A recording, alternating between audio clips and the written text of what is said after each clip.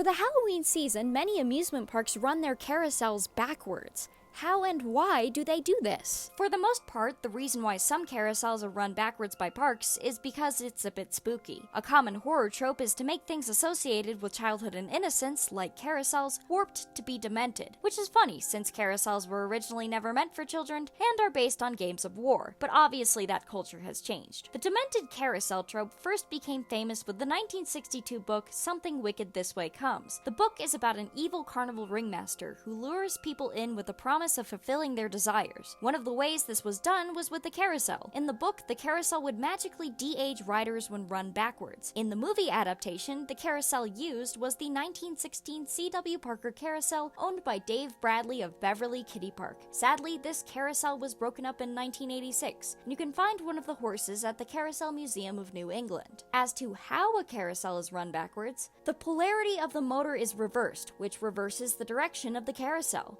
The parks that operate their carousels like this are King's Dominion, Six Flags Great Adventure, and Cedar Point. Cedar Point was the first park to start running their carousel backwards in 2024, and we can assume that even more parks will do it in the future. For one of these carousels, though, the direction change technically makes it run the right way, for Americans at least. The Six Flags Great Adventure carousel is a British carousel and goes clockwise instead of counterclockwise like American carousels, so running it backwards makes it go counterclockwise like every other carousel. Would you get on the carousel of youth and de-aging, or do carousels already do that in a metaphorical sort of way? Well, I don't know, but if you got this far, congratulations, you caught the brass ring, and happy Halloween!